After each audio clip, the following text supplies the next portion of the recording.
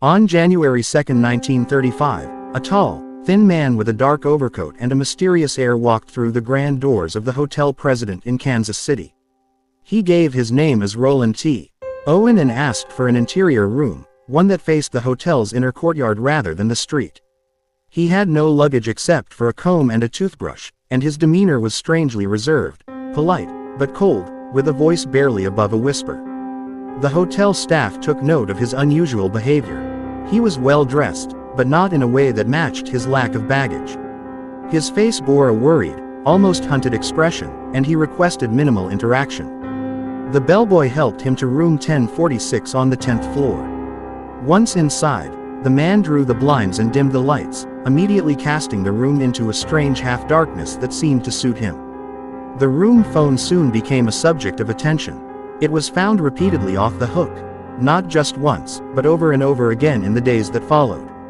Hotel staff would go up to check and find the phone unplugged or knocked over, with Owen either absent, in the dark, or behaving oddly.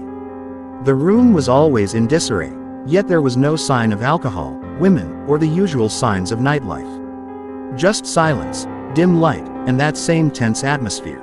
Something was wrong. The man in room 1046 wasn't just a guest. He was a question wrapped in silence, and that silence would soon be broken in blood.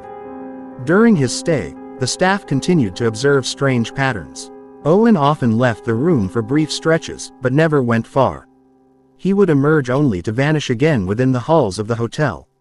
Maids noticed he kept the room eerily clean, no clothes strewn about, no personal effects. He would insist they not clean while he was in the room and always wanted the lights dimmed. One maid, Mary Soptic, reported that she once heard a male voice in the room that wasn't Owen's, even though he told her he was alone. "He's in there," she recalled thinking. "He's not alone." On January 3rd, Mary came to clean the room again and found the door locked from the outside, as if Owen had stepped out and locked it himself. But to her surprise, he was still inside, sitting in the dark. She hesitated. "You locked the door from the outside?" she asked. He nodded slowly, with a slight smile. "I don't want anyone to bother me." She cleaned the room in tense silence. On her way out, she heard Owen murmur something odd. "I'm expecting a friend. Don, he's coming soon." Don. That name would become the ghost that haunted the entire investigation. Who was Don? No one could ever find out. No one ever saw him. But Owen clearly feared or respected this man, or perhaps both. Because shortly after, the phone would be taken off the hook again. Then again, and again. On January 4th, things turned sinister.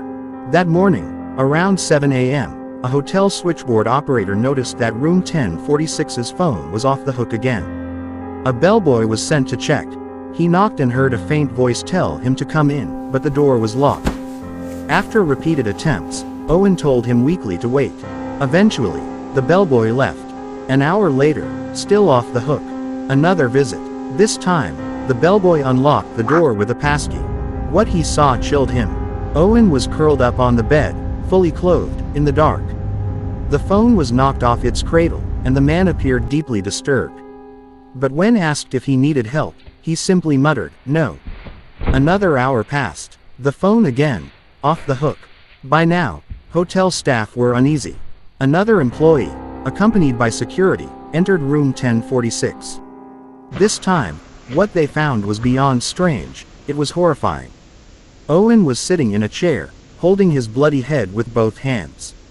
The bedsheets and towels were soaked in blood. The walls of the bathroom had handprints and smears, crimson trails painted with terror. He had been bound with cords, around his wrists, ankles, and neck. He had been beaten, stabbed in the chest, and struck repeatedly in the head. When they asked who had done this to him, he whispered through bloody lips, "Nobody." They asked if he had tried to kill himself. Again. No. Then he passed out. Owen was rushed to the hospital, barely clinging to life. Despite extensive injuries, he held on long enough to make a final, cryptic statement. He said he had fallen against the bathtub. The police didn't believe him. There was no sign of forced entry, no sign of theft. No money was found in the room, no wallet, no ID. Nothing to show who he truly was. Just a false name, Roland T. Owen. and the ghostly mention of a man named Don. The investigation began immediately, but every lead evaporated into smoke. When police tried to track down the name Roland T. Owen, they found nothing. No records, no birth certificate, no family. It wasn't until weeks later that a woman came forward claiming that the man looked like her missing son, Artemis Ogletree, from Birmingham, Alabama. But even this identification was shaky at best. The timelines didn't match. Some claimed to have seen him in Los Angeles, others in Chicago. Then, things took a turn toward the surreal. A funeral home preparing to bury the unidentified man received a strange phone call. A male voice told them not to bury him in a pauper's grave. He was buried under the wrong name, the caller said. He did right by someone once. The man sent money for a proper burial. Cash, in an envelope. The funeral went ahead, paid for by a stranger. No name, no return address. Don. The name that echoed in room 1046 like a ghostly whisper. Who was he? The police pursued every possible Don in Kansas City. Hotel records were combed for visitors with similar names.